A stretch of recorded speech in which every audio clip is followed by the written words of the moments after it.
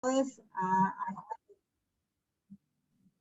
a este primer encuentro de un ciclo de seminarios camino al 15 Congreso ACET, que como todos saben va a tener lugar en diciembre de este año, pero como todos los congresos de ACET tienen o se han hecho en agosto, desde horas de la comisión organizadora que está coordinando Ana Laura Fernández y bueno, con todo otro equipo de compañeros, y desde la comisión directiva de ACET nos pareció importante bueno, hacer algunas actividades que nos encaminaran, que nos prepararan, tanto en términos de debate como también de participación a el ciclo congreso. Así que bueno, vamos a comenzar este primer encuentro. Se titula Mercados de Trabajo e Ingresos en Argentina, novedades y persistencias en el contexto de la pandemia. Tenemos tres panelistas de lujo. Juan Graña, investigador adjunto del CONICET en el Centro de Estudios sobre Población, Empleo y Desarrollo, Instituto de Investigaciones Económicas de la UBA. Mariana Buzo, investigadora independiente del CONICET con lugar de trabajo en el Laboratorio de Estudios de Sociología y Economía del Trabajo del Instituto de Investigaciones en Humanidades y Ciencias Sociales de la Universidad de La Plata.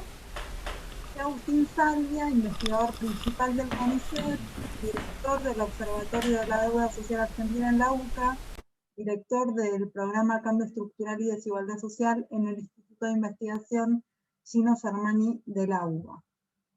La idea que pensamos para este encuentro es que cada uno de los expositores presente su tema en 20 minutos y que después de esas exposiciones podamos abrir a preguntas. Les vamos a pedir que las preguntas se realicen a través del chat. Vamos a estar atentos para ir recopilando las distintas preguntas e interrogantes que nos dejen. Así que si les parece, le damos ya la palabra a Juan Graña para su exposición, que lleva como título la pregunta: ¿cuál es el principal problema del mercado laboral y por qué no es el desempleo? Bueno, adelante. ¿arranco? ¿Sí? Sí. Bueno, ¿qué tal? Buenas tardes, gracias por sumarse. Lo comentaba antes que entraran todos, pero para mí es una alegría estar acá, verlos a todos. Pasé mucho tiempo en ACET, o sea que para mí es un gran gusto venir y poder mostrar las cosas que uno hace con amigos, colegas, y otra vez gente que hace mucho que no veo y espero que podamos ver en diciembre en el Congreso. La pregunta era, o la consigna que nos habían dado desde ACET era, bueno, plantear de alguna forma una pregunta disparadora, un mito que nosotros tratábamos de voltear con alguna argumentación teórica o empírica, y como me obligaron, llegué a esto, ¿no? Tipo, plantear cómo, a pesar de que en el debate público, en el que estamos metidos todos, el desempleo es como el gran fantasma, problema del mercado de trabajo, nosotros sabemos que ese es un emergente entre tantos otros, y la idea es trabajar sobre ese emergente, hasta qué punto el desempleo es el problema, hasta qué punto no, y en qué contexto lo es, ¿no? Para muchos seguramente de los que están acá, lo que voy a decir seguro es algo conocido, pero aguanten hasta el final que intentamos darle una vuelta más al debate, sobre todo en el marco del futuro del trabajo y demás. ¿Cuál es la idea? Bueno, 3 grandes pasos de mi presentación: hablar de dónde estamos, ¿sí? No solo la pandemia, sino la crisis del 2018 y el estancamiento, toda esta gran segunda década perdida. Discutir un poco de dónde vienen estas condiciones, de dónde pienso que vienen estas condiciones estructurales que generan estos problemas, y las perspectivas de acá para adelante. El panorama desde el 2018 para acá, que sería como el ciclo corto en el que estamos metidos, es bastante claro, ¿no? Si miramos la evolución mensual del valor agregado en la economía argentina, arrancando en abril de 2018, que es cuando se dispara la crisis externa en el gobierno de Cambiemos, con la fuga de capitales, etcétera, tenemos hasta el cambio de gobierno una tendencia bastante negativa del valor agregado, no tenemos crecimiento, son 2 años casi enteros de caída del producto. Luego tenemos la debacle de la pandemia y cuarentena muy fuerte, la cuarentena estricta en abril de 2020, y después una recuperación a medida que se iban liberando las restricciones. Ahora bien, como se ve, ya en el 2021, con menos restricciones que el año pasado, el producto todavía no vuelve a los niveles de la prepandemia y mucho menos a los niveles que había alcanzado previo a la crisis del 2018. Ahora bien, si vemos qué le pasó como correlato al mercado de trabajo, de manera muy agregada con las tasas, lo que vemos es que, salvo el momento más decisivo de la cuarentena y la pandemia, que ahí está marcado con el círculo, que es abril, mayo, el fin de marzo, abril y mayo del 2020, en ningún lugar la tasa de desocupación en la economía argentina llega a niveles alarmantes o brutales como había sido en la crisis del 2001. Ya voy a volver sobre esto, pero acá hay un primer llamado de atención. Nadie que analiza el mercado de trabajo hoy o que analiza la situación de pobreza, la distribución del ingreso, diría que estamos en una situación muy distante a la del 2001. Estamos en una situación realmente muy crítica. Y sin embargo, la tasa de desocupación, con un montón de problemas de relevamiento de pH por el relevamiento telefónico, los desalentados, etc., igual, en todo este contexto horrible, la tasa de desocupación no parece ser lo más relevante. Entonces, el problema que veo acá es que para adelante, el resto que queda del 2021, con alguna restricción, con los problemas macro todavía aún sin resolver, digo, para citar algunos, digo, la negociación con el Fondo Monetario, el crecimiento que será el 6 o el 7% y no recupera la caída del 10% del año pasado, etcétera, etcétera, etcétera. Seguro Mariana o Agustín van a hacer más eje en el mercado de trabajo actual. Mi idea es ir hacia atrás en el tiempo y tratar de explicar un poco más por qué estamos como estamos.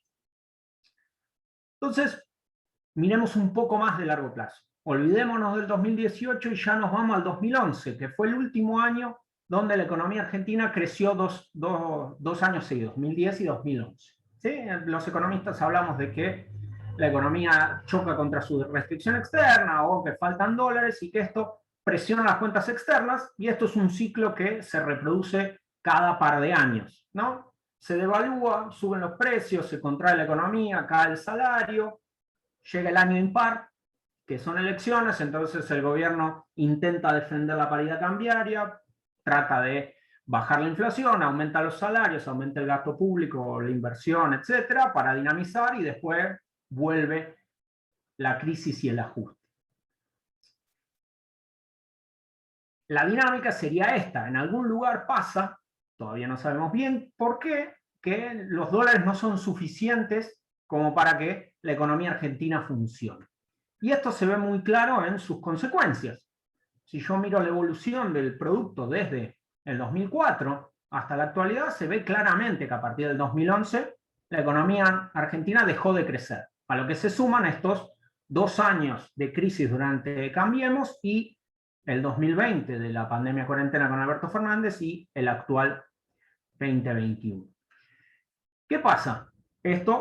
La consecuencia es que si la economía no crece, la población sí sigue creciendo, el producto per cápita se va achicando, entonces en general la torta se achica y una torta más chica conduce a una peor distribución en términos más o menos comunes, entonces estamos todos peor y el resultado es la elevación de la pobreza. Pero fíjense otra vez, si yo miro qué le pasó a la cantidad absoluta de empleo, el empleo no dejó de crecer en todo este periodo. Fíjense que solo en estos años, solo en el 2020 y el 2021, tengo claramente un problema de generación de empleo que otra vez está vinculado a lo que veíamos antes. Entonces, si no es el empleo, el problema acá, claramente, el problema desborda respecto a la cantidad de empleo. Entonces la pregunta es, che, inclusive en una crisis, inclusive en una década perdida como la que estamos viviendo, el empleo ha seguido creciendo, entonces preguntémonos de dónde viene este estancamiento, porque de acá para adelante la economía argentina dejará en algún momento la pandemia y nos vamos a chocar con el mismo proceso, porque nada ha cambiado. Entonces, la idea es que detrás de esto lo que tenemos es el eje central del problema es la productividad. La productividad entendida como, bueno, cuánto rinde un trabajador en su puesto de trabajo. ¿Sí? Lo más fácil de pensarlo es este esquema muy tradicional de pensar al obrero de línea de producción del sector industrial, pero la productividad es un dato para todos los sectores de actividad, para todos los tamaños de establecimiento, y por ende, acá lo que importa es los costos, las ganancias, etcétera, cómo una empresa acumula capital y crece.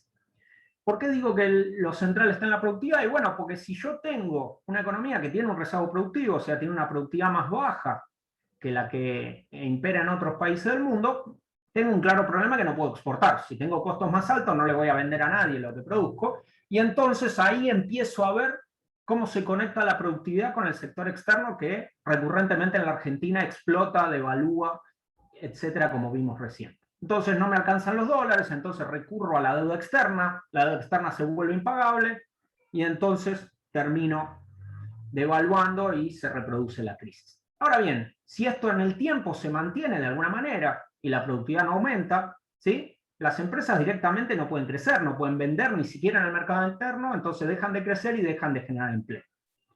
Esta dinámica en algún momento empieza a impactar en el mercado de trabajo. Y lo primero que impacta no es en la pérdida de empleo o el desempleo abierto, sino que se empiezan a deteriorar las condiciones de empleo. ¿Sí? La empresa dice, bueno, no te puedo pagar el aumento, bueno, si no quieres perder el puesto, te empleo en negro, etcétera, etcétera, etcétera, pero hay veces que esa dinámica de baja productividad y bajos salarios, peores condiciones, a veces no es suficiente ni siquiera para sostener en pie esa empresa y evidentemente la crisis eventualmente llega. Pero esto sería un problema clave, pero fácilmente resolvible. El problema es que el rezago productivo se retroalimenta a sí mismo.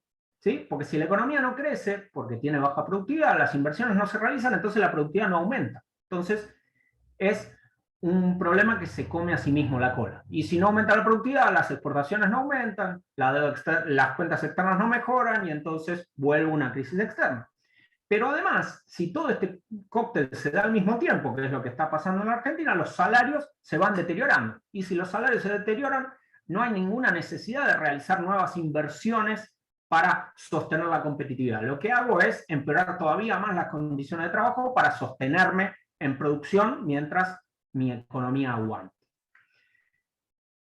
¿Qué pasa? Veamos un poco los datos de lo que estamos hablando. Esta es la evolución de la productividad agregada de la economía estadounidense, como para tener un panorama a nivel mundial de qué es lo que está pasando. Si frente a eso yo veo la evolución de la productividad en la economía argentina, hay claramente un problema. ¿Sí?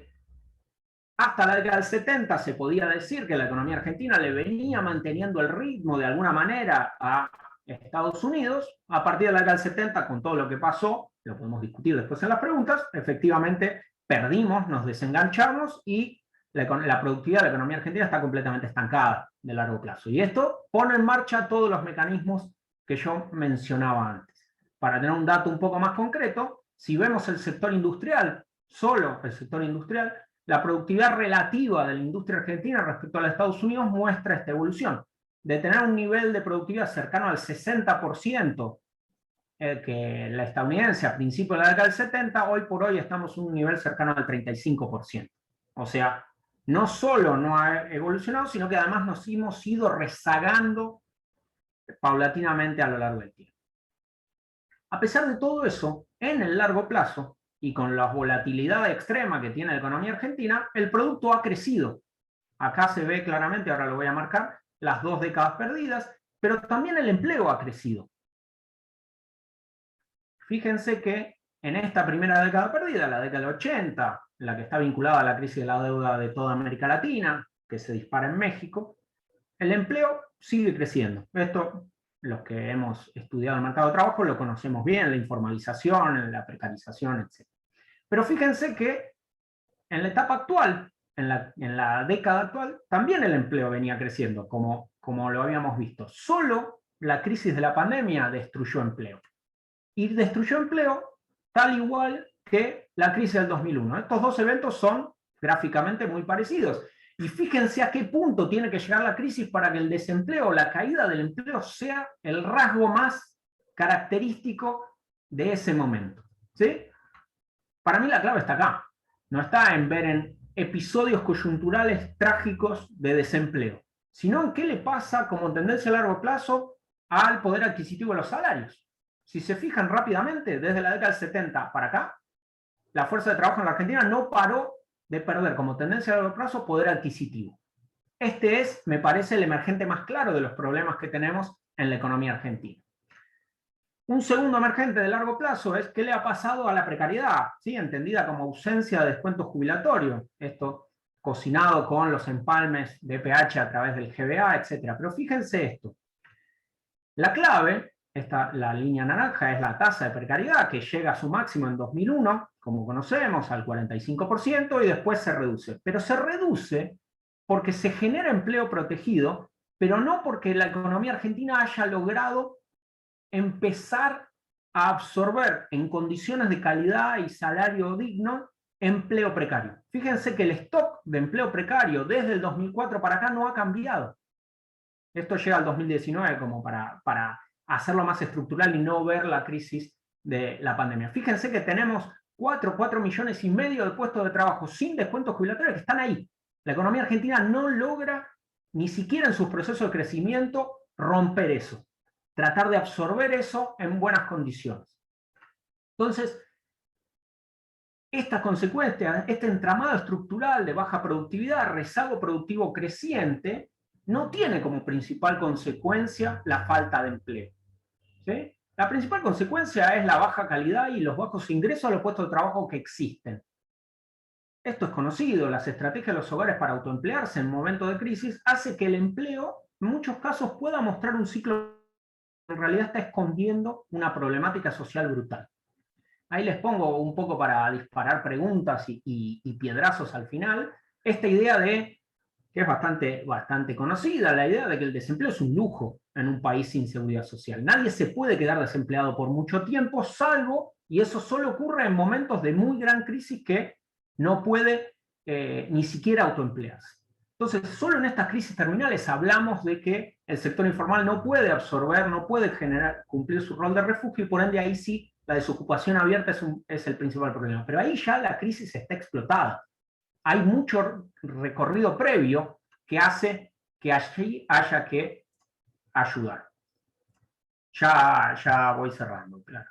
Entonces, paremos otra vez hoy y veamos muy rápidamente qué le espera a las economías del mundo, o qué se dice que se espera. ¿No? Y en esta idea de el marco del futuro del trabajo. Bueno, ¿qué estuvo pasando? ¿Qué se espera que pase? Bueno, la principal es esta idea de la polarización, de que crecen los empleos de alta complejidad y crecen los empleos de baja complejidad, y lo que se destruye es principalmente en el medio.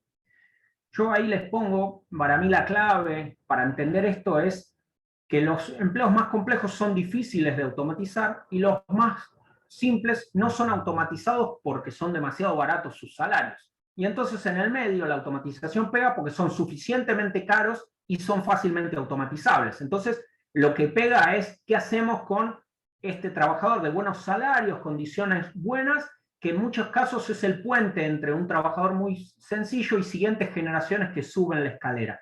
El agujero que le está generando la tecnología al mercado de trabajo justo en el medio, me parece que es un tema muy complicado que hay que trabajar a futuro. Y la pandemia obviamente aceleró este proceso.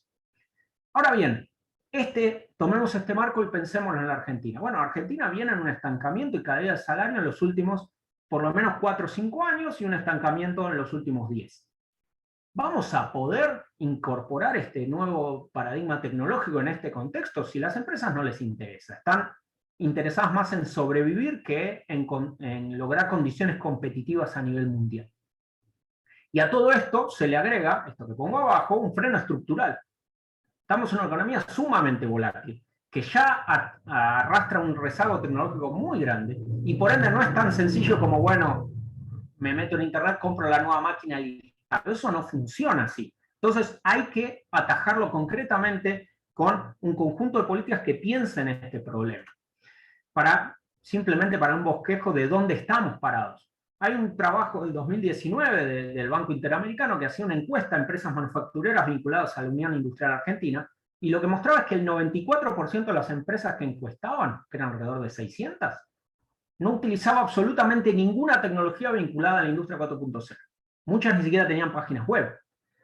Si vemos el otro lado, ¿qué le pasa al mercado de trabajo? Bueno, el mercado de trabajo argentino está conformado principalmente por empleos de media y baja calificación.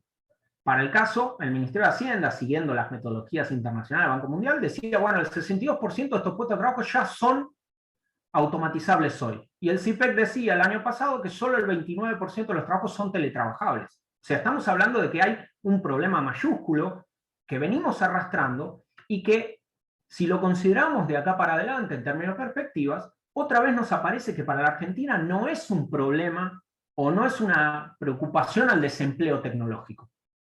El problema es que si nos seguimos rezagando, dado que los demás países siguen avanzando o el paquete tecnológico sigue avanzando, la tendencia más posible a futuro es el deterioro creciente de estas condiciones laborales. Nadie te va a venir a automatizar porque hoy por hoy tenés un salario tan bajo que sos mucho más económico que la máquina que te reemplaza. Entonces, esta dinámica de deterioro creciente se va a continuar. Lo que pongo abajo es para que reflexionemos, digo, ¿no? Más allá de que esto es triste o preocupante, no es nada novedoso. Desde la década del 70 que estamos todavía discutiendo para dónde ir, qué tenemos que hacer y demás. Y ya para cerrar, bien, antes que me mate Clara, yo planteo, me parece que hay que pensar dos grandes cosas.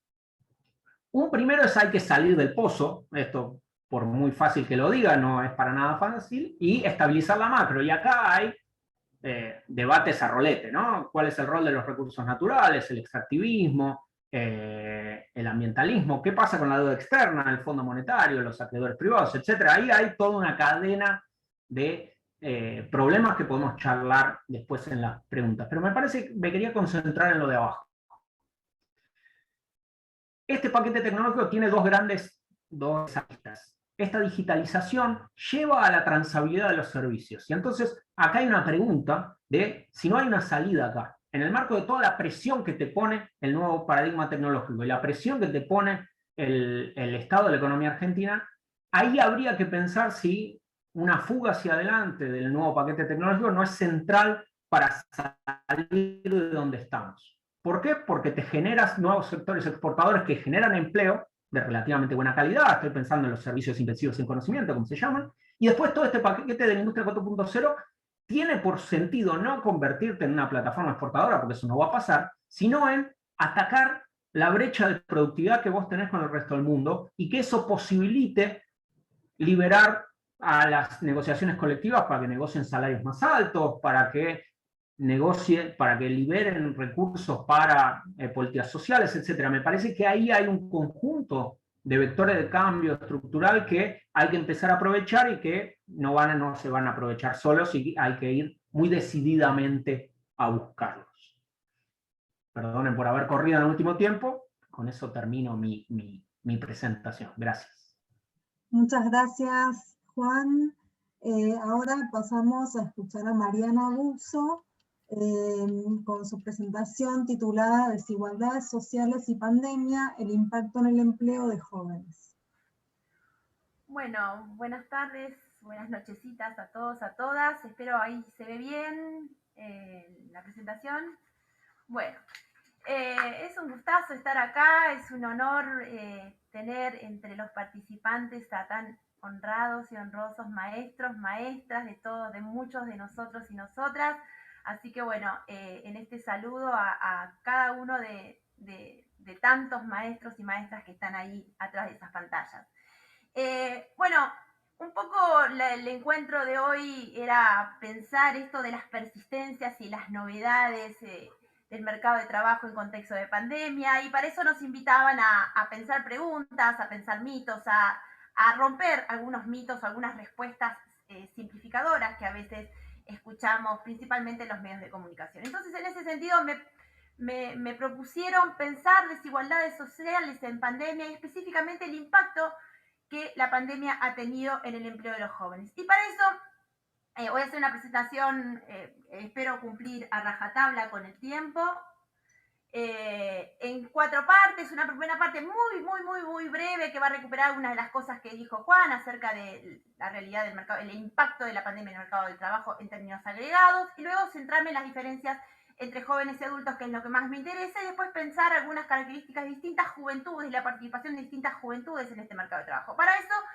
pensé básicamente 4 que podemos ir mitos, quizás uno puede decir son mitos, no son mitos, son respuestas demasiado simplificadoras, ninguno de los que estamos acá nos creeríamos estas cuestiones, pero como para disparar el intercambio luego y para de alguna manera estructurar la presentación o para seguir una guía de la presentación, se me ocurría pensar, digamos, en qué manera muchas veces decimos que las crisis conllevan necesariamente estas disparadas de los niveles de desocupación, esto que recién de alguna manera desmitificaba o ponía en cuestión Juan, diciendo, bueno, no es acá lo que tenemos que mirar, pero que realmente a esto están asociadas las crisis, a estas disparadas de la desocupación, y cómo esta desocupación históricamente y persistentemente afecta particularmente a los jóvenes. En segundo lugar, que las credenciales educativas amortiguan el impacto de las crisis y particularmente amortiguaron el impacto de la pandemia sobre el empleo de los jóvenes. En tercer lugar, que son los jóvenes quienes al día de hoy tienen mayores dificultades que los adultos para recuperar la situación laboral en prepandemia. Y por último, digo, todas estas, ustedes seguramente van a decir, bueno, tienen parte de verdad y parte de no tan verdad. Bueno, esto es lo que queremos en parte discutir hoy.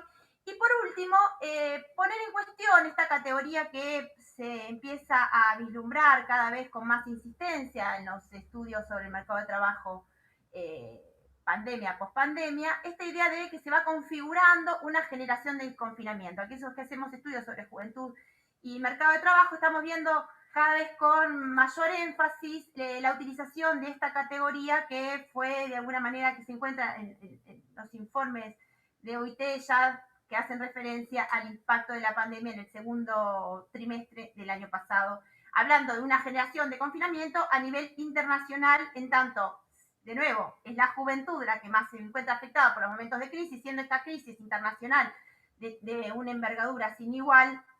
Podemos decir que esto daría lugar a un nuevo tipo de trabajador, esta generación de confinamiento que tendría características particulares luego en el mercado de trabajo. Esta crisis que lo va a afectar en el futuro, en su participación futura en el mercado de trabajo.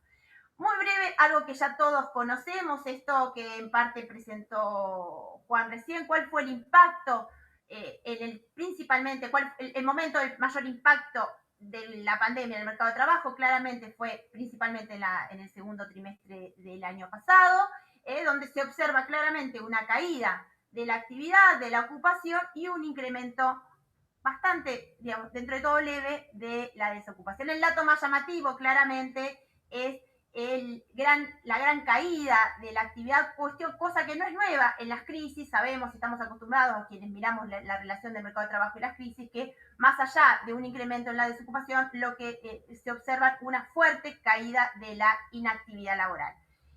Un fuerte aumento en la inactividad laboral, una fuerte caída de la actividad laboral. Claramente esto tiene variaciones según ramas, la caída de la actividad principalmente tiene fuertes variaciones según ramas de actividad, según sectores, donde claramente las ramas más afectadas han sido las que no fueron consideradas esenciales, cosas que ya todos sabemos. Y esta caída de la actividad o este incremento de la inactividad sin dudas ha estado asociada, entre otras cuestiones, al efecto desaliento, pero también al alto incremento de las tareas de cuidado, sobre todo que fue absorbido por las mujeres, principalmente y no exclusivamente. Ahora bien, si nos centramos un poquito más en los últimos datos que tenemos de la EPH, que son los últimos datos del primer trimestre de 2021, vemos que ya hay ciertos indicadores de recuperación del mercado de trabajo, sobre todo en lo que respecta a la actividad y la ocupación, y también vemos un leve descenso ya de la desocupación llegando a los niveles prepandemia. Ahora, esto es una mirada rápida de este escenario, cosas que leemos en los diarios. Lo que queremos ahora es mirarnos cómo esto afecta al interior del mercado de trabajo, cómo afectó a distintos grupos o sectores, o cómo la desigualdad social, digamos, deja huellas y improntas en la participación en el mercado de trabajo. Entonces, lo primero que miramos acá son los diferenciales entre jóvenes y adultos. Nos vamos a centrar básicamente en esta primera parte en la condición de actividad, ocupación, desocupación y actividad. Y acá lo que vemos rápidamente es cómo la variación fue distinta. Tanto la caída de la ocupación y la caída de la actividad, como así también el aumento de la desocupación, se dio en ambos grupos, pero con claras diferencias según el grupo etario. Claramente, la caída de la ocupación y la actividad repercute especialmente en jóvenes, y aquí un dato que en principio podría llamar la atención es que el incremento repentino de la desocupación afecta más a adultos. ¿Por qué esta desocupación afecta más a adultos? Porque vemos la contraparte, el mirar el incremento de la inactividad de los jóvenes. Los jóvenes, como vamos a ver luego, se han volcado en mucha mayor proporción a la inactividad.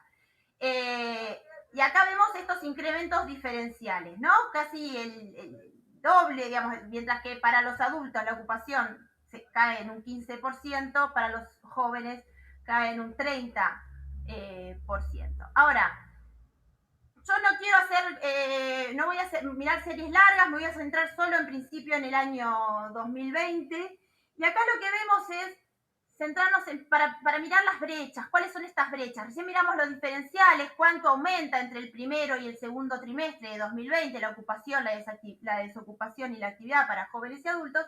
Y acá una cosa que nos interesa mirar son las brechas. Quienes trabajamos con temas de juventud y mercado de trabajo, estamos acostumbrados a decir, de nuevo, que la desocupación de los jóvenes, por lo general, triplica la de los adultos y duplica la tasa general, ¿no? Acá lo que vemos es que en el momento de mayor impacto de la pandemia, que fue el segundo trimestre, esta brecha se achica, ¿sí? Esta brecha que por lo general que ronda 3 veces más la tasa de desocupación de los jóvenes frente a los adultos, se achica al 2,6, 2 veces y media más que la de los adultos. Pero, como ustedes verán, esto empieza a recomponerse con el transcurrir de los trimestres. Entonces, esta brecha de casi 3 veces la de los jóvenes frente a los adultos tiende a recomponerse.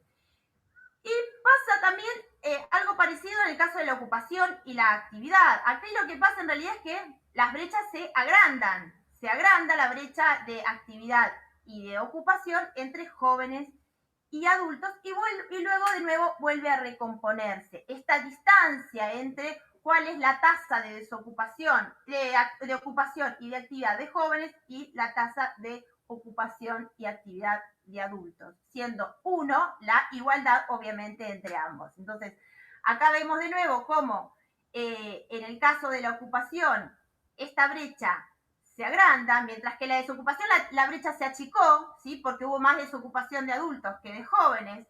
La brecha de ocupación y de actividad entre jóvenes y adultos se agranda y luego vuelve a recomponerse.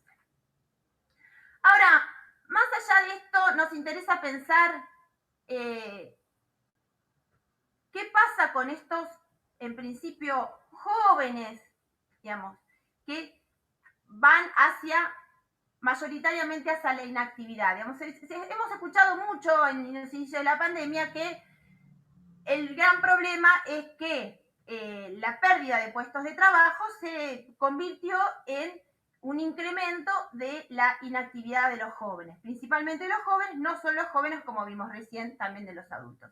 Ahora, y que la explicación estaba dada en que los jóvenes tenían empleos precarios y que la inactividad estaba dada por la pérdida no solo de puestos en blanco, trabajos no precarios, sino principalmente por la pérdida de y otro tipo de ocupaciones, las ocupaciones precarias. Así que los jóvenes son quienes tienen mayores chances de estar en puestos precarios, y de los puestos no precarios son los primeros en ser despedidos por los bajos costos de despido.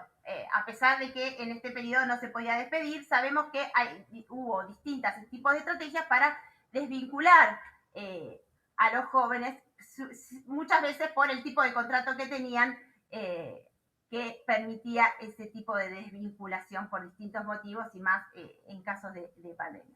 Acá lo que hicimos es pensar, digamos, qué pasaba, quiénes que en 2020, ¿cuál fue la situación entre 2020 y 2019? Para eso construimos matrices de transición de jóvenes y adultos, con los distintos posicionamientos, lugares que tenían en ese momento en el mercado de trabajo. Entonces comparamos las transiciones, lo que pasaba en 2019, y ¿qué pasaba? Estoy trabadísima, pido disculpas. Re nerviosa que está pasando con mis niños en este momento, cuestiones de madre, así que pido disculpas.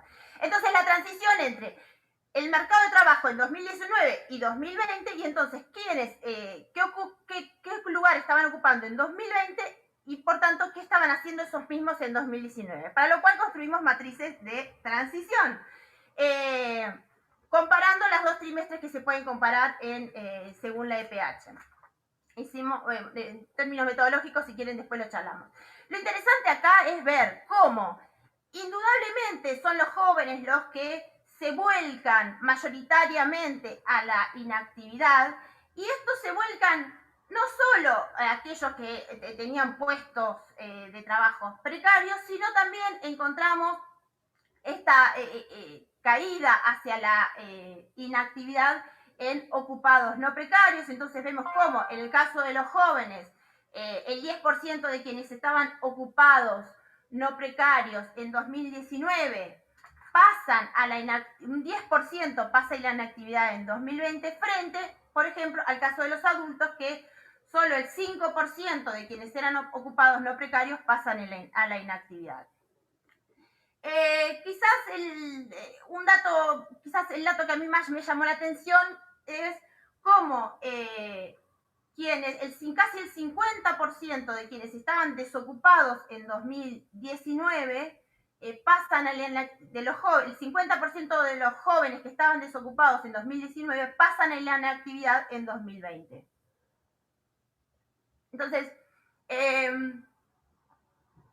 acá hay un dato muy llamativo, y sobre todo algo que nos compete a quienes estamos también en el sistema universitario, cómo en esta inactividad no solo, digamos, alimentó esto que algunos quieren hacer llamar niní, los jóvenes que no trabajan ni estudian, estos jóvenes inactivos que no trabajan ni estudian, que sabemos, y cada vez más, que no tiene nada que ver con esa situación que muchos no estudian, pero realizan múltiples actividades, y sabemos que en ese niní están sobre todo ocultas las mujeres más pobres, que llevan sobre sus mochilas, sobre sus espaldas, las tareas de cuidado de sus familiares, vecinos y otros niños del barrio.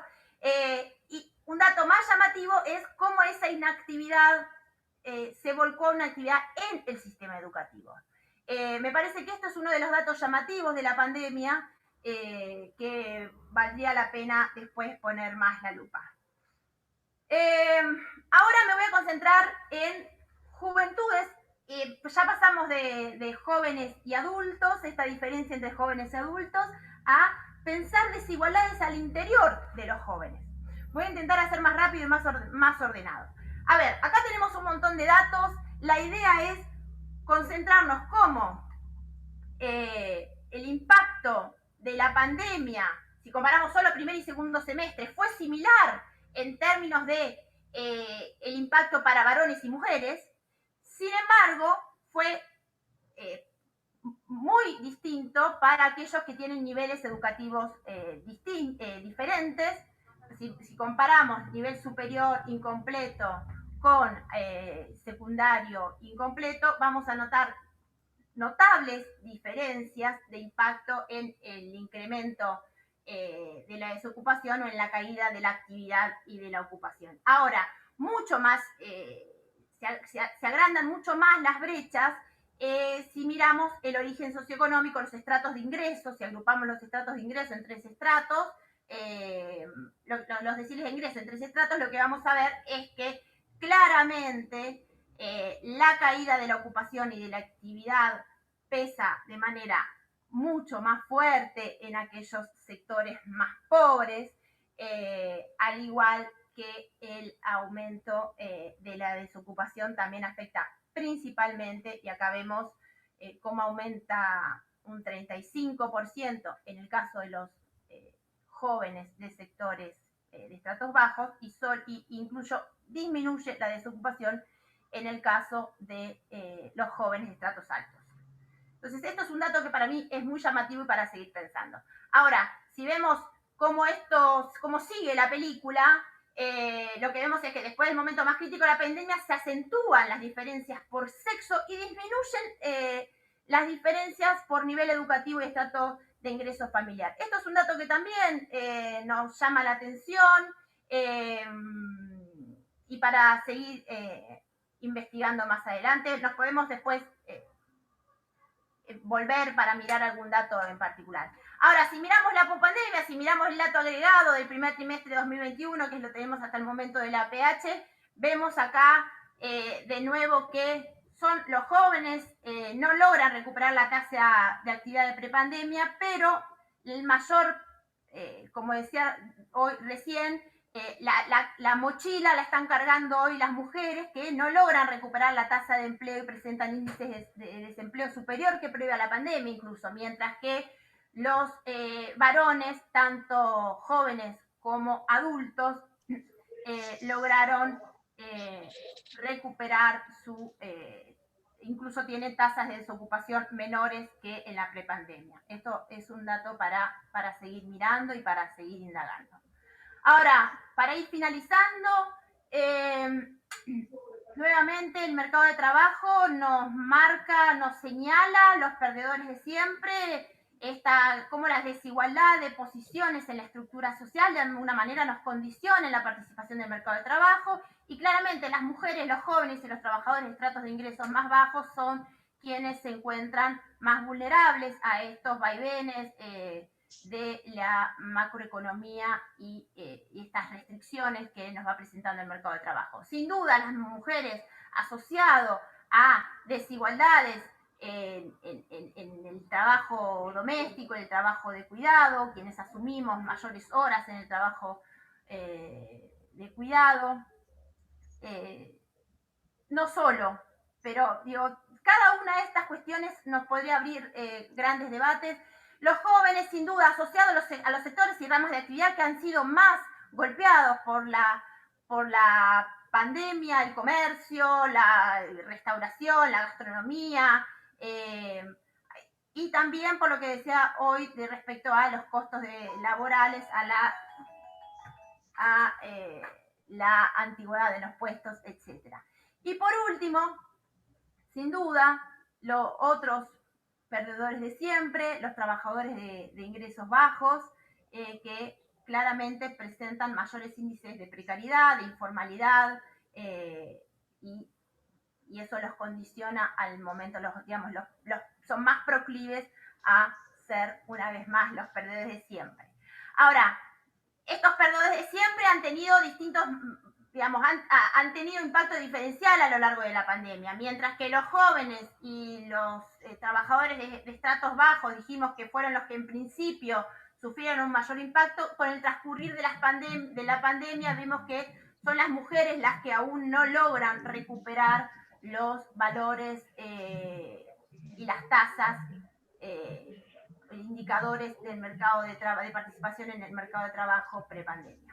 Entonces, para terminar, ahora sí, perdón por mi presentación un poco acelerada, atolondrada, pero quería volver a estos mitos para seguir pensando, porque esta presentación yo la pensaba más como una agenda de posibles temas a seguir investigando más adelante.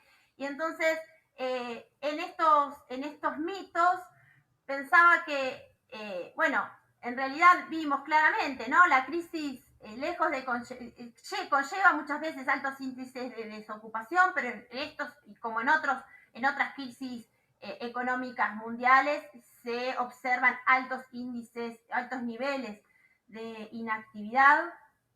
Y en este caso lo que vemos es que este aumento de la inactividad es la que afecta especialmente a los jóvenes. Entonces decimos, por eso esta línea para seguir investigando la pandemia del COVID, al igual que otros momentos de crisis, asoció una estrepitosa disminución de la pega, este aumento de la inactividad que hablábamos hoy, que afecta especialmente a los jóvenes. En segundo lugar, en vez de pensar las credenciales educativas, sin duda la credencial educativa mejora nuestro lugar en la fila de empleo, mejora nuestras condiciones de trabajo, nuestros márgenes de posibilidad de negociación, y nos coloca en la fila, mejor en la fila de acceso al mercado de trabajo de los mejores puestos, pero como vimos recién, es el origen socioeconómico el que actuó como principal amortiguador o profundizador del impacto de la pandemia sobre el empleo de los jóvenes. En tercer lugar, vemos que, como vimos recién, las mujeres son las que presentan mayores dificultades para recuperar su situación laboral prepandemia. Los jóvenes, sin duda, todavía tenemos muchos jóvenes en la inactividad, a pesar de que estas tasas empiezan a recomponer, vemos todavía que son las mujeres al día de hoy quienes les está costando más volver a reinsertarse en el mercado laboral. Ni hablar de las condiciones de contratación, ni hablar del salario que nos presentaba hoy Juan para seguir pensando, etcétera, etcétera, etcétera. Y por último, esto que sí me gustaría plantear para seguir pensando más adelante, yo creo que acá hemos dado múltiples indicios de que estamos lejos de pensar que en Argentina se está configurando una generación del confinamiento. Claramente el impacto de esta crisis ha sido similar a otras crisis con las que hemos convivido en Argentina. Argentina, como todos sabemos, es un país de crisis cíclicas y que en ese sentido no vemos hasta el momento que esta crisis haya tenido una envergadura tal que hoy modifique la participación de los jóvenes en el mercado de trabajo y que tengamos que hablar de una generación del confinamiento. Sin duda habrá una generación de confinamiento, pero desde mi punto de vista no asociado a la participación en el mercado de trabajo, sino a la sociabilidad, a otras aristas del mundo de la vida. Y con esto sí, ya termino y muchas gracias. Muchas gracias, Mariana. Ahora vamos con Agustín Salvia, el último panelista de este encuentro, cuya exposición versará sobre la crisis del empleo en la Argentina, en torno a la pregunta, ¿mala praxis en las políticas laborales o un problema estructural? Muy buenas tardes, muy buenas noches a todos, todas. Un placer, como ha dicho Mariana, y como hemos mencionado, bueno, estar aquí compartiendo este espacio que me parece muy importante, un espacio de reflexión y un espacio de investigación y de debate político-académico. Me parece muy importante. Con esto doy inicio a esta presentación que, como se nos dijo, se nos presentó la idea de generar algún tipo de incógnita, de juego de preguntas y respuestas frente al sentido común. Y más allá de que creo que tenemos un amplio sentido común aceptado, consensos aceptados acerca de que tenemos problemas de empleo, sin duda hay distintos diagnósticos que lo explican. Más allá de que básicamente, por lo menos en nuestra comunidad académica, remitimos buena parte de estos factores estructurales y factores económicos, me parecía importante presentar algunas paradojas, algunas evidencias y algunas paradojas. Algo así como que despejados los cambios tecnológicos globales y productivos globales, el sistema económico argentino parece presentar trabas particulares en materia de creación de empleo privado formal. De hecho, solo creció en los últimos 10 años un punto del empleo privado formal en términos absolutos, y cuando uno mira en términos de empleo general, creció un 25% el empleo público y duplicó en el monotributo registrado, otros empleos del monotributo social. Básicamente hay un crecimiento efectivo, como decía Juan, del 10%, siguió creciendo durante el año, antes de la crisis del COVID, en un 10% el empleo registrado, pero ese empleo registrado obviamente no tuvo una composición importante en el empleo privado, que viene estancado sistemáticamente, estructuralmente. Las crisis cíclicas agravan el problema de la escasez estructural de empleo y alientan la ampliación de los sistemas de protección social y los programas de empleo, programas de asistencia social. Los gobiernos encuentran en este mecanismo un mecanismo saludable para mantener el equilibrio político, el equilibrio social. Y esto no forma parte de un proceso de reproducción social de la crisis, de lo que yo considero es una crisis estructural del empleo. Esta cuestionable permanentes y agitados debates teórico-políticos sobre las causas y las potenciales soluciones. ¿Es un problema de oferta o de demanda? ¿Es de escasez o de falta de regulaciones? ¿De exceso o falta de regulaciones? ¿Es más o menos economía social la que requerimos para resolver los problemas de empleo? Estos debates están en el campo político y en el campo académico, y forman parte hoy del debate de la crisis del empleo. Si no hubiese crisis del empleo, no estaríamos debatiendo estos temas. Entonces, el diagnóstico apunta a saber si es más oferta, más demanda. ¿Qué tenemos que hacer? Incentivar a los trabajadores, formarlos, a la fuerza de trabajo, formarla, incluirla en un mercado que demanda empleo, o que va a crear su propia demanda a partir de esas ofertas generadas y calificadas. Y si no hay un mercado capitalista, un mercado privado capaz de generar, es el Estado el que las tiene que reemplazar y tiene que generar esos empleos. ¿O cuánto tiene que aparecer una economía social productiva capaz de absorber? Estas soluciones aparecen en el marco de un problema y basadas en distintas posturas político-ideológicas, teóricas también, y obviamente abren el debate en un contexto de escasez de empleos privados y de crisis del empleo. Necesitamos un diagnóstico ajustado a evidencias y teorías adecuadas. No cualquier teoría va a funcionar en este contexto. Un desequilibrio parcial en el mercado laboral o un problema sistémico, estructural, que tiene que ver con el modelo político-económico de crecimiento. Yo considero que apuntamos a esta segunda tesis, sin embargo me parece recreativo avanzar sobre algunas de estas preguntas o dilemas que generan estas preguntas. Básicamente una primera, vamos a trabajar con datos de la encuesta de la Deuda Social Argentina, hemos trabajado con los datos de la EPH, con las mismas variables, aunque con una construcción distinta, con los mismos conceptos, pero me interesa trabajarlo con una serie de 2010-2020 que tiene coherencia, consistencia, y trabajar un poco, introducir mecanismos de análisis sobre el mercado de trabajo que me parece interesantes. Estos son datos externos, de todas maneras, presentados por el Observatorio Fiscal Federal, que nos brindó la información, para mostrarnos esta década que bien describía también Juan, en cuanto a variación del PBI por habitante, un saldo claramente negativo, también de creación del empleo privado, también en cuanto al déficit fiscal y variación del salario real. Más allá de algunos picos de cada ciclo, de cada burbuja de consumo o de cada pico ascendente de un ciclo, las caídas, más allá de que sea COVID o no lo que afecta a la caída del fenómeno de recesión o de caída en términos del ciclo económico, o una dinámica externa, o las propias contradicciones internas, eventualmente el estancamiento es pronunciado y la creación de empleo privado escasea. En términos de preguntas de crisis del empleo o un problema en el campo de la oferta o de la demanda, bueno, claramente lo que tenemos es una tasa para la población de 18 años y más, una tasa estabilizada de actividad que en realidad tiende a decrecer en los últimos años. Y una tasa de empleo también estabilizada que también tiende a decrecer en los últimos años, del empleo con respecto al total de la población, y de la población urbana. Y esta dinámica efectivamente produce una retracción en cuanto a las posibilidades que tiene la sociedad de crear riqueza, porque la va a crear a través del trabajo y a través de una mayor demanda de empleo y de trabajo autogenerado con productividad adecuada que permita superar incluso la reproducción biológica de cada persona. Crisis del empleo, falta de empleadores o de mejores trabajadores. Estos debates están en el debate público.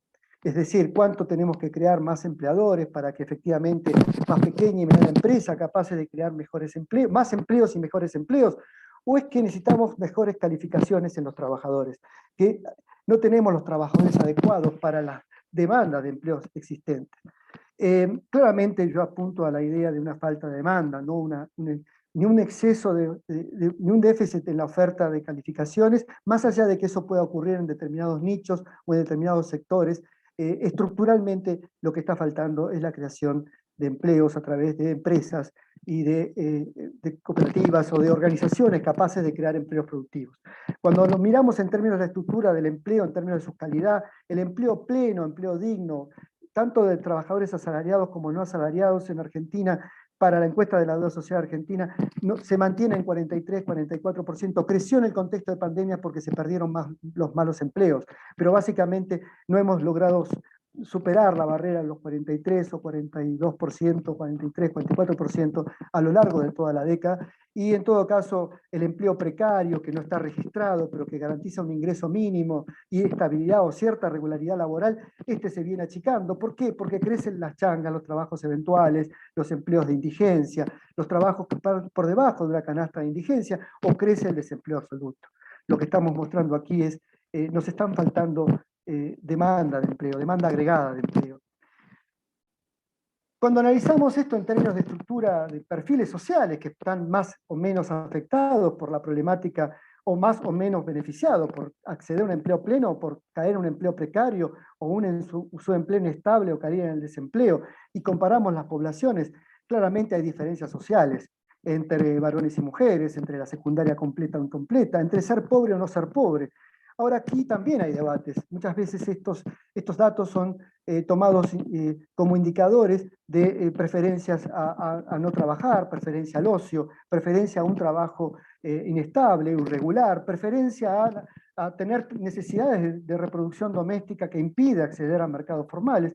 Y no se habla, no necesariamente se transmite la idea de desigualdad de oportunidades, y no porque exista desigualdades estructurales entre varones y mujeres, o entre las personas o los trabajadores, entre secundario completo o incompleto, entre los pobres y los no pobres, sino porque efectivamente las demandas de trabajo están segmentadas y eventualmente producen estas desigualdades ante un contexto de escasez de demanda agregada de empleo. En la misma lógica, la crisis del empleo, demasiadas regulaciones o exceso de normas, es otro de los debates que no hemos todavía terminado de saldar.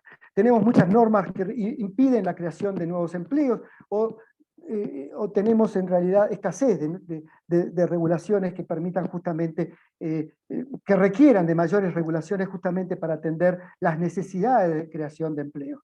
Cuando analizamos la situación de los asalariados y no asalariados, encontramos en términos de su participación en los sistemas de seguridad social, vemos, no se distinguen muy claro los colores, pero vemos que los negros es el promedio general, 46% de la fuerza de trabajo se encuentra sin registrar aportes o contribuciones al sistema de la seguridad social, sea asalariado o no asalariado, un 70% entre los no asalariados y un 27-28% entre los asalariados.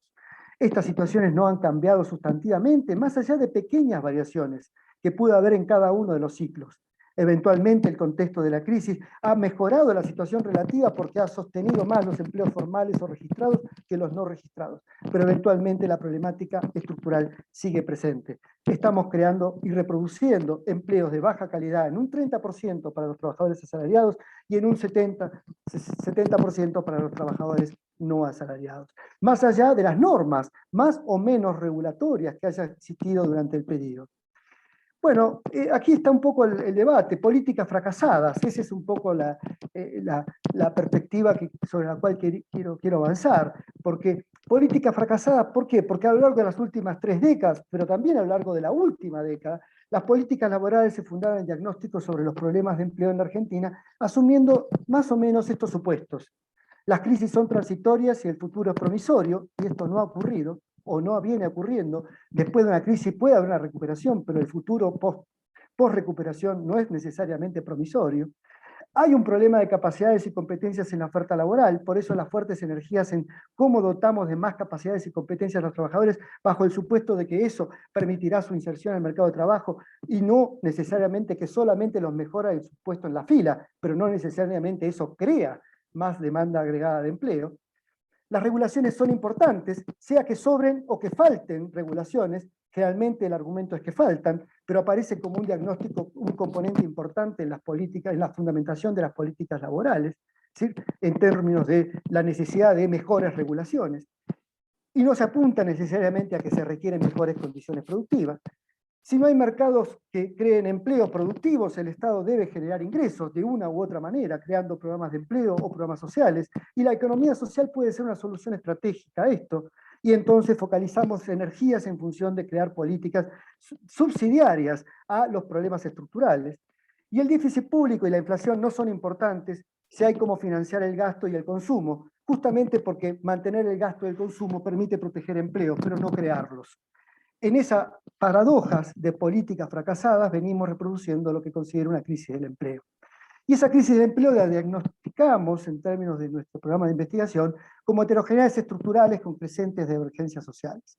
Y tiene que ver un poco con el diagnóstico que también presentaba Juan al respecto en términos diferenciales de productividad, en donde vemos aquí 3 sectores bajo la clasificación pre-AL-OIT de sectores que puede estar un poco perimida, pero sigue siendo una categoría bastante útil para entender que hay un 15% casi estructural de empleo, más allá del crecimiento absoluto de la fuerza de trabajo, de un 15% de empleo público, que hay un 33% hoy, pero que pudimos tener un 39% en los mejores momentos del año 2010-2011 de empleo en el sector privado formal, en empresas de más de 5 trabajadores, y que tenemos un 51 y en el mejor de los momentos un 45-46% de población inserta en pequeñas empresas, en microempresas, en trabajos por cuenta propia, en trabajos autónomos, con relativa, y en términos, como vimos hace un momento, con alta fragilidad y alta precariedad. Esto mismo, esa alta precariedad se visualiza cuando analizamos el cruce entre sectores público, formal, de empresas privadas, formales de más de 5 trabajadores, o el sector microinformal de cuenta propia o pequeña empresa, que solo el 80% de la población, que el sector público tiene un 80%, el sector público tiene solo un 10% de empleos no registrados, básicamente de empleos de trabajos de indigencia o de empleos precarios, un 15% el sector privado formal y un 80% el empleo justamente de la microempresa o de la pequeña empresa. Estas desigualdades estructurales no parecen moverse con el cambio de las políticas, de las políticas públicas en materia de políticas laborales o de políticas sociales, ni de discurso político ideológico. Esto mismo se refleja en términos de los ingresos, cuando analizamos las brechas de ingresos entre los distintos sectores. El sector microinformal, en torno a pesos constantes del tercer trimestre del 2020, marca claramente cierta estabilidad hasta el año 2013, con caída sistemática y permanente hasta el año 2020. El sector privado, el sector formal privado, marca junto con el sector privado, con el sector público, marcan relativas mucho mayores defensa o protección frente a crisis como la del 2014, más que las que tuvo el sector microinformal. Mejoras más importantes en el año 2017 con los ciclos de burbuja de consumo, estas burbujas de consumo, tanto del 2011-2012 como del 2017, y básicamente después una retracción que incorpora, o también incorpora, la crisis del COVID.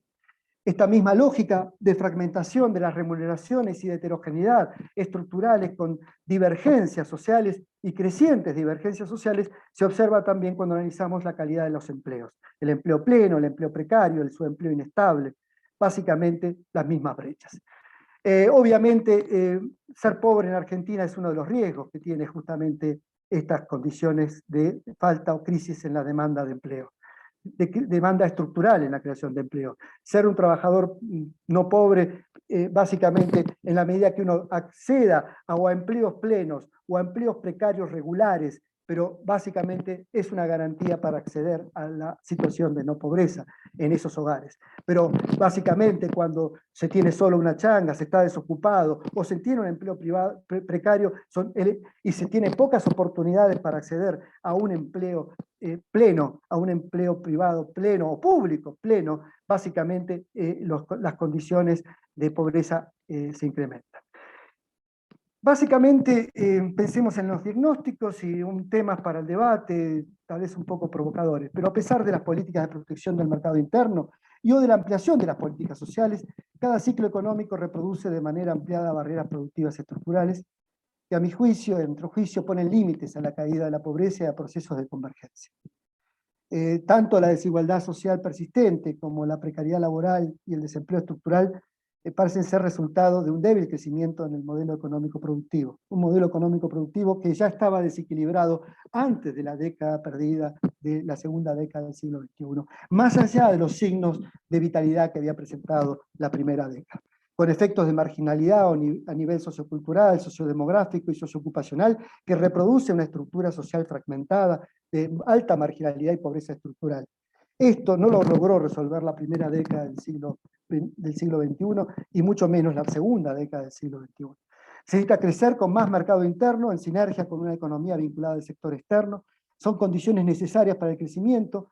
Los derrames redistributivos solo serán posibles, creemos, bajo equilibrios macroeconómicos y sociales políticamente aceptables. En este sentido voy cerrando y quiero después dar una frase final o un punto final a este ideario, es que un diagnóstico alternativo para la definición de las políticas laborales es básicamente que las políticas laborales en realidad tienen que ser políticas económicas o vinculadas con las políticas económicas. No porque no requiera una lógica particular las relaciones salariales o no salariales en el mundo del trabajo, sino porque si no hay crecimiento económico y hay un crecimiento económico convergente hacia la generación de trabajos y empleos productivos, a la creación de riqueza, efectivamente no vamos a poder salir de esta crisis que se reproduce, más allá de que aparezcan elementos como si todavía tenemos oxígeno, esta crisis se tiende a acumular y a reproducir de manera ampliada en términos de empobrecimiento estructural de los sectores informales, de los sectores más precarios. El carácter estructural de la crisis del empleo, la desigualdad y la marginalidad en la Argentina como elementos centrales de un debate público, de un debate de nuevas políticas económicas, en términos de que una sociedad que necesita o demanda no solo de inclusión social, sino también de transformaciones político-económicas cruciales, estructurales, que no las viene teniendo la Argentina de estas últimas décadas.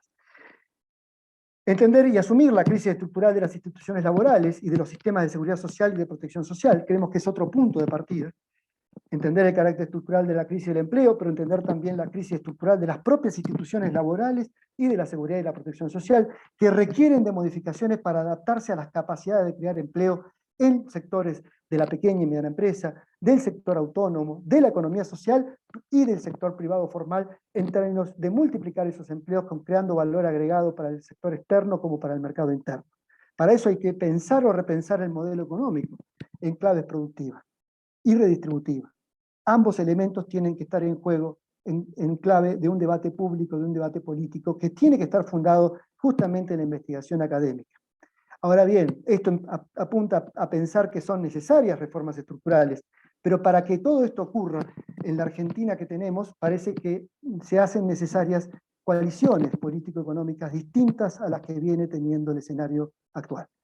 Y esto hace o pone un freno justamente a las capacidades de encontrar una salida de un laberinto que no es por un lado o por el otro, sino que es por arriba, y sumando fuerzas y energías y capacidades productivas, capacidades sociales y capacidades políticas.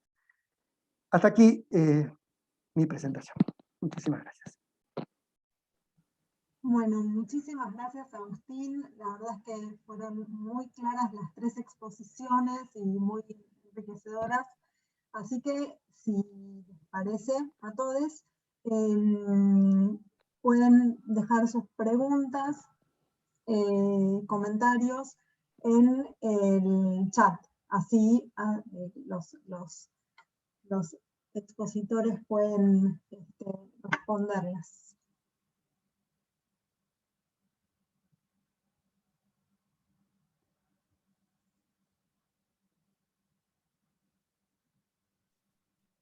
A ver quién se anima. Necesitamos un show de entretiempo para que la gente piense y empiece a A tipear, ver ¿no? quién se anima. No, o la otra, no sé, Clara, que hagan las preguntas, si estamos todos conocidos. A viva voz. A viva voz, sí, Sí, somos también, amigos. también, sí. Las críticas van a ser caricias, no. Si prefieren, puede ser también a viva voz.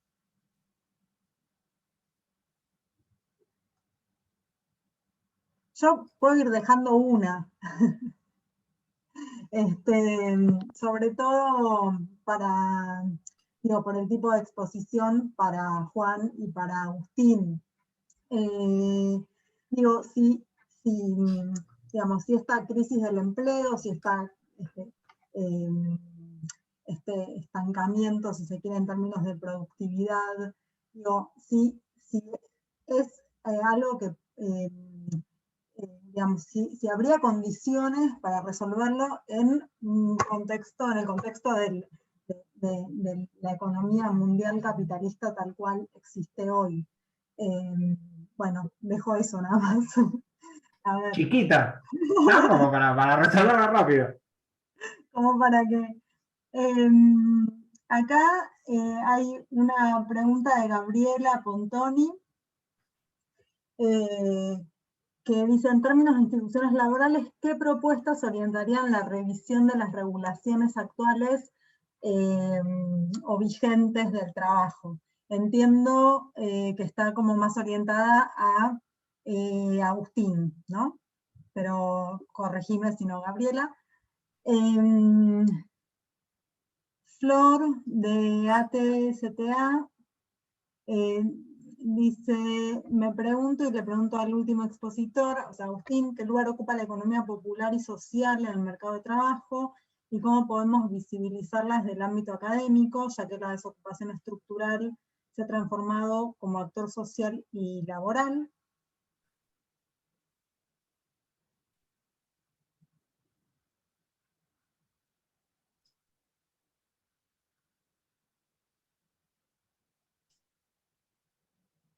Esto, Clara, no sé, o también una era para Juan, la del capitalismo, Juan. Yo ya tengo que contestar. Tenemos gente de 3 continentes, o sea que podemos reproducir una vieja conferencia que discutía. Dale, Juan, resolver el problema del capitalismo en 3 minutos tenés. No, Clara no me pidió que lo resuelva, me dijo si se podía resolver. Es una pregunta eminentemente académica. No, a ver, intento responder con 2 cosas. O aportar para el debate, ya que no estoy en condiciones de contestarla completamente. Me parece que hay dos grandes cosas. El primero, lo que tenemos es que yo lo ponía ahí en la filmina, para mí lo que estamos viendo, gran parte de los economistas y la academia de los economistas, ven este momento histórico como una nueva etapa del capitalismo, ¿no? Esta idea de la industria 4.0, o que estamos superando el postfordismo, ¿sí? También aparece mucho esta idea del futuro del trabajo como algo que implica rediscutir todo. Es más, la derecha viene y te trae el futuro al presente y te dice, bueno, como vas a perder el empleo, flexibilízalo hoy. Entonces, utiliza el argumento de que el futuro es sin trabajo como para traerte la miseria hoy y disfrutar en el camino. Para mí no es tan así, y en ese sentido yo planteaba, para mí lo que estamos viendo es sí un nuevo paquete tecnológico, pero que su cuerpo es una intensificación del proceso que vemos desde los 70. Este proceso que desde el agotamiento del fordismo viene a la simplificación, que se automatiza de manera flexible, se digitaliza, viene rompiendo el mercado de trabajo y se ve como proyecto que sigue rompiendo el mercado de trabajo como desde la década del 70. En ese sentido, hay un problema de pensar de acá para adelante porque estamos medio metidos en los mismos roles a escala mundial. No es que hay un nuevo rediseño de la División Internacional del Trabajo, donde se hablen grietas enormes, donde los países pueden ir y meterse. No, el mundo en los próximos años, o por lo menos yo lo veo así, es esto que estamos viendo, es una intensificación y profundización de lo que vemos. Ahora bien, sí es cierto que el nuevo paquete tiene ciertos rasgos que se parecen un poco más a lo que es Argentina de lo que venía siendo hasta ahora. Y para mí ahí yo les planteaba, para mí la digitalización y sobre todo la transabilidad de los servicios te permite escaparle a un sector que hasta ahora el único transable que te permitía vincularte a la economía mundial, que era o el sector primario, que no genera empleo y menos lo va a generar en el futuro, y el sector industrial.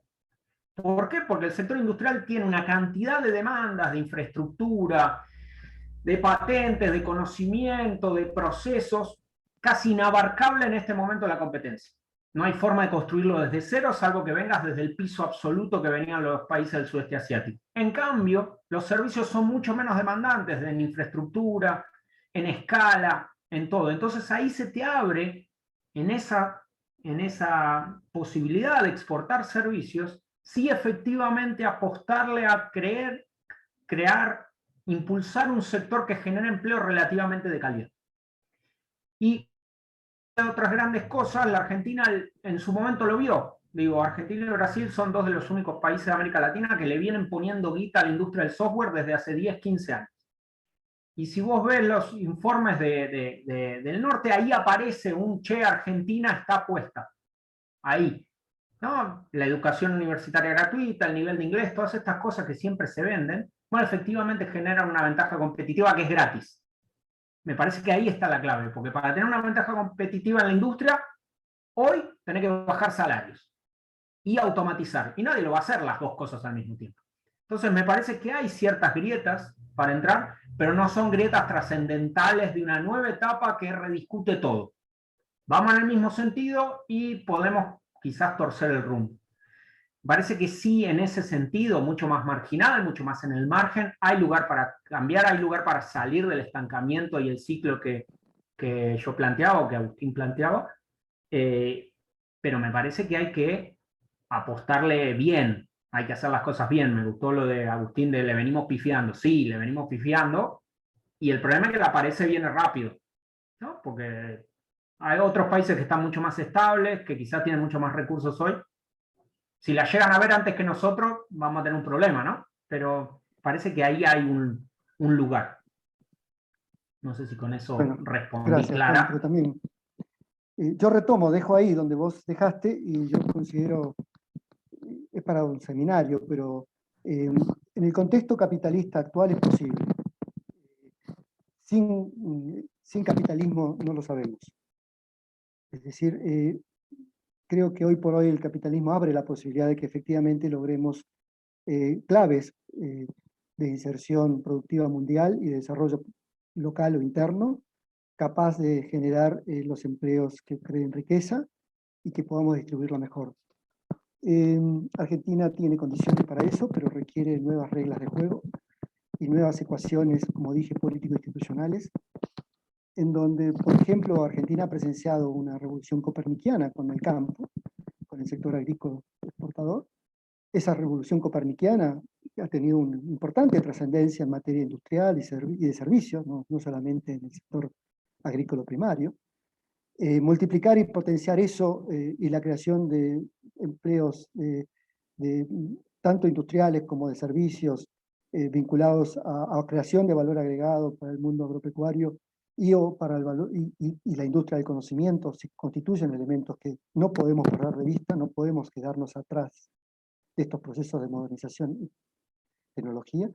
Sin embargo, en una dinámica de crecimiento es posible pensar que intergeneracionalmente se irán absorbiendo los excedentes absolutos de población, pero en una dinámica que permita al mismo tiempo ir creando trabajos y empleos eventualmente subsidiados al interior del mercado interno, pero en clave a ir generando empleos cada vez más productivos.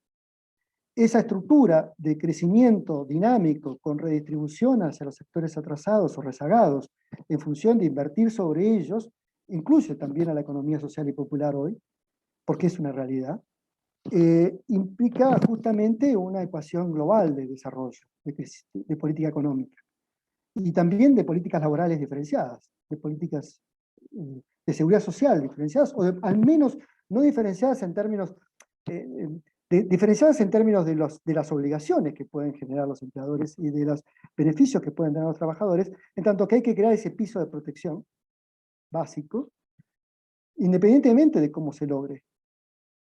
Y no necesariamente se está logrando a través de las instituciones laborales que veníamos teniendo estos últimos 40 años, 50 años. Entonces requerimos de un cambio de estas instituciones laborales para garantizar ese piso de protección social para todos.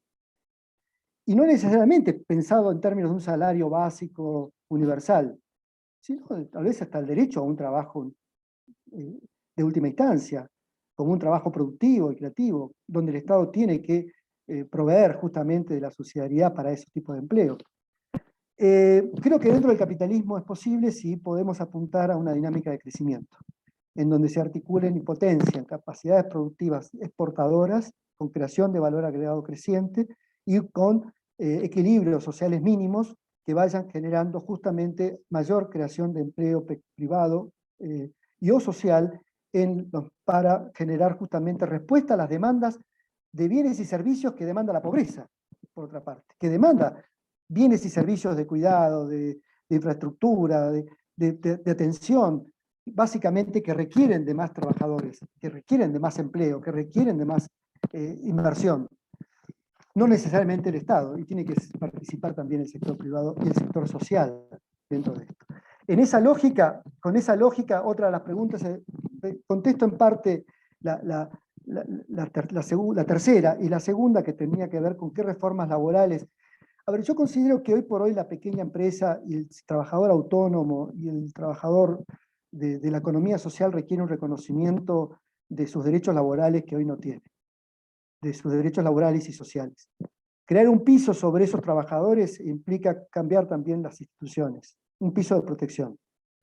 Pero también para que la pequeña empresa participe de esto, por ejemplo, fondos de despidos podrían ser básicamente fondos de despidos cooperativos o financiados, y básicamente ahorraría un costo importante laboral para las microempresas o la pequeña empresa o para la economía social. Básicamente, normas vinculadas a la flexiseguridad, que puede estar ya quedando viejo, a mi juicio considero que deberíamos incorporarlo para este campo todavía atrasado de la actividad económica, que requiere justamente de incentivos para promover mejores empleos y demanda de empleo y mejores empleos. Esos mejores empleos se tienen que expresar en términos de un sistema de seguridad social que tiene que estar desvinculado eventualmente del sistema laboral, de las instituciones laborales. Creo que este tipo de líneas deberían ser discutidas. No sé si esta es la propuesta que debería, la solución ante el problema, pero sí creo que tenemos que pensar o repensar estos sistemas. Es momento de hacerlo, para justamente encarar una dinámica diferente de crecimiento en una próxima y esperable etapa. Y cuanto a la economía popular y social, no entendí bien la pregunta, pero básicamente, obviamente hoy constituye un componente no siempre remunerado, o muy mal remunerado, o solo asistido por programas sociales, o por ayudas sociales, y no son consideradas un trabajo. Y esto requeriría de un salario, una remuneración. Deberían participar activamente del mundo del trabajo y básicamente con una organización laboral y con una organización productiva, y apuntando justamente, en algunas experiencias se ha desarrollado esto, y en otros casos el reconocimiento al trabajo de los cuidados que hoy no se tiene también debería ser parte de una dinámica de creación de nuevos empleos. Pero todo esto que apuntala a que haya más población o de fuerza de trabajo, creando riqueza con una remuneración, tiene que estar articulado, no centrado en que ese es el punto de salida, sino que este es un punto complementario, eventualmente permanente, pero tal vez transitorio, de una dinámica en donde tenemos que ir ampliando las capacidades productivas y la creación y la demanda de empleo agregado con buenos trabajos. Bueno, muchas gracias. Leo algunas otras preguntas que fueron llegando y ya estaríamos, después de las respuestas de los expositores, ya cerrando este primer encuentro. Una pregunta para Mariana sobre su opinión sobre la nueva política orientada a generar empleos que posibiliten el acceso al primer empleo de jóvenes. Gabriela preguntaba si eso podría revertir las tendencias marcadas en su presentación. Otra pregunta sobre para Juan, cuando se refirió a la industria 4.0, creo no me acuerdo quién la planteó, pero dice: este sector parece seguir estrategias de atomización que parecen un obstáculo para la negociación colectiva. ¿Qué se puede hacer desde la política laboral para destrabar estos obstáculos y favorecer la creación de empleo? Otra pregunta sobre la importancia del sector industrial. Roberto Criado plantea qué alternativas habría para un desarrollo industrial que impacte en el empleo a nivel general.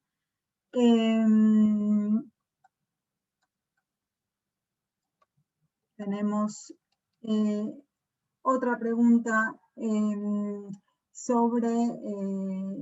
torno al abordaje de Agustín. ¿Cuál es el camino que debemos seguir? Un poco lo comentó Agustín recién. De nuestra participante que está en España y se quedó hasta la trasnoche escuchándonos, la pregunta es si podría ocurrir, no sé si entiendo bien la pregunta, pero si podría ocurrir un cambio estructural y ocupacional del empleo en esta década. Y creo que ya repasé todas las preguntas que fueron volcando los participantes. Si les parece, Mariana, y después unos breves minutitos si Juan y Agustín quieren decir algo más. Sí, súper breve responderle a Gabriela la pregunta respecto a estas nuevas políticas de incorporación de jóvenes, promoción de empleo de jóvenes en microempresas, en pequeñas y medianas empresas. Es el programa, entiendo que estamos aludiendo al programa Te Sumo, que presentó el gobierno nacional hace muy pocos días. A mí me parece que lo más interesante de este programa es el cambio en la lógica de los programas de empleo para jóvenes. Porque en la última década, en los últimos años más bien, veníamos acostumbrados a pensar, a escuchar políticas orientadas a jóvenes, ancladas en el discurso de la meritocracia y el emprendedurismo, donde el diagnóstico era la falta de capacitación, el problema de la empleabilidad de los jóvenes, y donde uno de los otro gran problema era esta falta de cultura del trabajo. Lo hemos escuchado más de una vez de boca de funcionarios nacionales. Entonces, la importancia de promover el emprendedurismo y en base a criterios meritocráticos el acceso al empleo. Este nuevo programa, el programa Te Sumo, me parece que parte de un diagnóstico similar al que nosotros hacíamos recién respecto a las dificultades de jóvenes para el ingreso al mercado de trabajo, y sobre todo de la presencia de distintas juventudes en el mercado de trabajo, cómo las desigualdades sociales impactan en la manera en que distintos jóvenes procedentes de distintos orígenes sociales y varones y mujeres participan en el mercado de trabajo. Entonces, en ese sentido, me parece que parte que se ancla en una perspectiva que piensa las desigualdades de posiciones en el mercado de trabajo. Cuando hablamos, tenemos que bregar en pos de una igualdad de oportunidades o en pos de una igualdad de posiciones. Sin duda, parafraseando un poco a Duvet, ¿no? Esta discusión ya clásica de Duvet, sin duda nosotros bregamos por buscar, propiciar la igualdad de posiciones y no así de oportunidades, y me parece que en ese sentido esta política está orientada con esa manera de pensar el mercado de trabajo, partiendo de estas desigualdades de posiciones y privilegiando a jóvenes y a mujeres específicamente, porque para ellas hay el ingreso que aporta el Estado Nacional sería mayor y hay un cupo destinado específicamente a mujeres. Ahora, ¿modificaría radicalmente la situación de los jóvenes en el mercado de trabajo? De ninguna manera. Sabemos que es una política acotada, pero que en términos de lógica me parece interesante. Romper la lógica del discurso de la meritocracia y el emprendedurismo en pos del reconocimiento de la desigualdad de posiciones para de esa manera propiciar no la igualdad de oportunidades, sino dando cuenta de la desigualdad de oportunidades, lugares para todos en el mercado de trabajo. Nada más. Espero haber sido clara.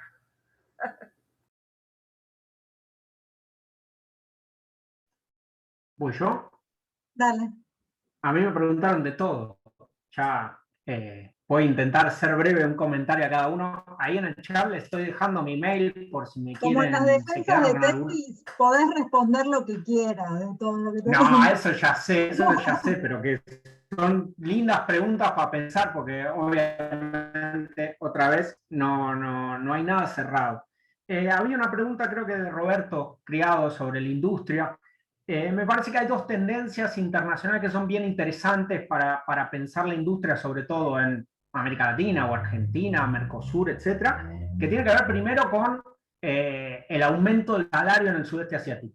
Gran parte del sudeste asiático, en el éxito de su industrialización, con China a la cabeza, están teniendo un salario que sube tan rápido como los casos de la variante Delta del COVID. Es una suba casi vertical. Y eso está generando dos cosas: expulsando a la industria barata, ¿sí?, de mano de obra intensiva, a nuevos países, Bangladesh, Vietnam, ¿verdad? Pero eso tiene un límite. No hay muchos más países que puedan cumplir ese rol. Y por el otro lado está China, es hoy el principal comprador de robots industriales en el mundo. Eso, si sigue, te va a alivianar las condiciones de competencia que la industria argentina o la industria del sur global sufre. Entonces va a tener como un margen más para sacar la cabeza afuera del agua. Y el otro es, en el bardo que implicó la logística internacional en el COVID, hay una tendencia a la regionalización de las cadenas de valor y por ende no todo se va a mandar a producir al sudeste asiático, sino que puede ser que haya algún tipo de vuelta a las regiones para producir, o al que sea terminarlo como para garantizar el abastecimiento. Entonces ahí podés tener un margen un poco más, pero Argentina tiene muchísimos problemas estructurales en la industria, y la industria 4.0 te puedes resolver algunos, pero hay sectores industriales que están perdidos, y están perdidos hace mucho, y entonces ahí rescato lo que decía Agustín de, bueno, hay que sentarse y barajar a dónde vamos a ganar y dónde vamos a subsidiar, pero no puede ser a subsidiemos todo porque efectivamente no funciona. Primer planteo. Y el segundo, que había una pregunta sobre la negociación colectiva en la industria 4.0 de Andrea, y también me pongo un poco con lo que decía Gaby, de qué reformas y demás. Sí, efectivamente la digitalización tiende a la atomización de la vinculación empresa-trabajador y sobre todo la exportación de servicios individuales, ¿sí? La telemigración de trabajar desde tu casa para una empresa afuera, y ahí se arma bolonqui fenomenal, porque además, hoy por hoy, con la brecha cambiaria que tenés, trabajar para afuera es casi triplicar el salario que podrías obtener en la Argentina. Entonces ahí, en este contexto macro, pensar que hay regulación laboral que te cierre esa brecha es imposible. Hoy por hoy, gran parte de las empresas de software que están haciendo muy buen negocio exportando horas programadores, tiene el problema que los propios trabajadores se van de la empresa para firmar un contrato individual por tareas cada vez más simples, y las empresas se están degradando a simplemente vender horas hombre cuando antes hacían otras cosas. Entonces ahí tenés un dato grande de hay que arreglar la macro para que se puedan reconstituir las empresas, para que vayamos hacia segmentos más complejos de los servicios intensivos en conocimientos, y ahí sí controlemos de una manera más normal las condiciones laborales. Tenés una empresa que los emplea, ¿sí?, a tiempo completo, etcétera. Entonces ahí puede ser más fácil. Si estamos caminando en el sentido contrario, todos vamos a freelancer.com, ahí estamos en el horno. Porque ahí prima el salario que de afuera es varias veces el de acá, y ahí no hay regulación alguna y va a ser muy difícil. Digo, y además te están corriendo la cancha, es cada vez más difícil, ¿sí?, con las monedas cripto, etcétera, etcétera, etcétera. Entonces ahí hay un bolonqui fenomenal. Para mí, como decía Agustín, y esto es bien interesante para pensarlo, inaplicable, indiscutible, pero hay que pensarlo, hay que sacarle la seguridad social a la relación laboral. No solo porque efectivamente te encarece la relación laboral, porque es así, porque está todo yendo atado al salario, sino además porque se te están abriendo por todos lugares relaciones laborales que no están formalizadas. Entonces también te está generando un hueco brutal en el financiamiento de esos sistemas de seguridad social. Entonces, si tenemos que financiar esa seguridad social, hay que pensar en otro esquema, quizás más de carácter impositivo. Ejemplos hay, el sistema de salud británico que se banca con impuesto a las ganancias. Digo, hay formas. Yo no caería en él, no hay que cambiar nada, porque es darle a la derecha para que venga y rompa todo y chao. Entonces hay que buscar un esquema sustentable de financiamiento y es muy posible que ese esquema no vaya por el mercado de trabajo y tenga que ir por otro lado. Ahora, la discusión de cuándo das el paso, porque te tenés que garantizar el financiamiento para después quitarlo de la relación laboral. Y ahí, viste, hay un temita de lograr que las clases más acomodadas financien un poco y se está complicando. Igual me parece que en eso también hay un cambio medio de tendencia internacional, ¿no? Los acuerdos internacionales de tributación a las multinacionales, con pisos, ¿no? Que están saliendo a cazar a los paraísos fiscales. Bueno, hay que ver cómo tiende, pero para mí por ahí va la cuestión. No hablo más. Les dejé el mail, cualquier cosa me escribe. Agustín. Bueno, cierro, no. No, yo como para compartir que una lectura del proceso histórico en donde la crisis de la sociedad salarial nos ha llegado, de aquella que nunca terminamos de constituir, pero que de alguna manera había alcanzado cierto predominio dentro del sistema económico y reproducción social en Argentina, es parte del pasado. Y nuestra resistencia a tratar de protegerlo, defenderlo, creo que ha ido mostrando década tras década un proceso de deterioro creciente y de fragmentación creciente. Es decir, no nos ha dado resultados. Alguien dirá porque mala praxis, por eso era parte de la discusión, pero en principio las distintas políticas no acertaron en la solución del problema, porque en parte no son problemas solamente laborales y vinculados al empleo, como regulación del empleo o como promoción del empleo. Se trata de políticas integrales de desarrollo y de crecimiento. Y es ahí donde este elemento no ha estado tampoco en juego dentro del debate público, del debate político, del debate público. En términos de que ha quedado con un horizonte muy corto, suponiendo esto, que de las crisis se sale bien y mejor, y que el futuro es promisorio, y que es posible construir burbujas de consumo, perder de vista que necesitamos mantener variables macroeconómicas estables, equilibradas, o desequilibradas pero controladas, que la inflación no es un problema para la planificación de un empleador, pero también para la planificación de la calidad de vida de un trabajador, de una familia. Requerimos atender cuestiones que parecen básicas, como las condiciones macroeconómicas, que permitan también fijar reglas de juego en términos redistributivos. Y no solo desde el Estado Nacional, sino incluso desde los estados locales y provinciales, porque también mucho venimos discutiendo en cuanto a qué tiene que hacer el Estado Nacional, pero hoy por hoy los gobernadores no tienen mucho incentivo para promover el crecimiento y el desarrollo productivo en sus propias localidades. Tienen mucho más incentivo para ver cuánto de la coparticipación reciben en función de esto, que eventualmente qué obra social o qué programa social implementan para asistir ante la emergencia. Pero no tienen incentivos para decir mi provincia crea más inversión y esa inversión eventualmente produce más empleo. Esto también implica pensar el sistema de coparticipación, implica pensar el sistema, el sistema tributario impositivo como, no solo como elemento de regulación entre segmentos o sectores productivos o económicos o sociales, sino también a nivel internacional. Todos estos temas para mí están en debate, y creo que lo que está ocurriendo, la necesidad está emergiendo, y creo que el debate político de esos temas está escaseando, va por detrás.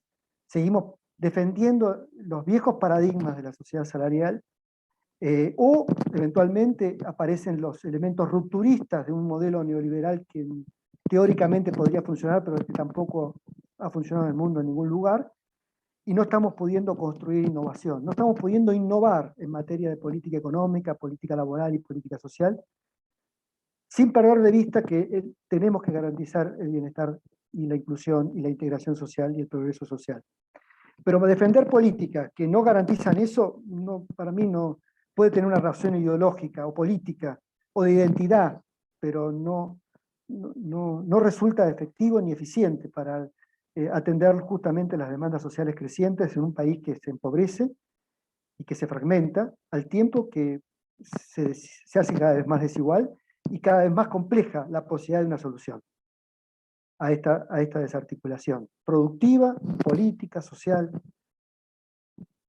Una reflexión, no sé, para quien pueda compartirla o no, en todo caso el debate está abierto. Así que creo que lo importante es el debate de estos temas y que el debate y que el campo académico acompañe un debate o motive o promueva un debate político que nos saque de esta parálisis.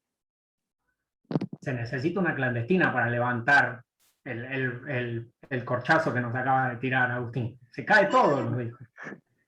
Bueno, la verdad que les agradecemos muchísimo a los expositores y a los participantes. La verdad que quedan un montón de puntas y de aspectos para seguir pensando.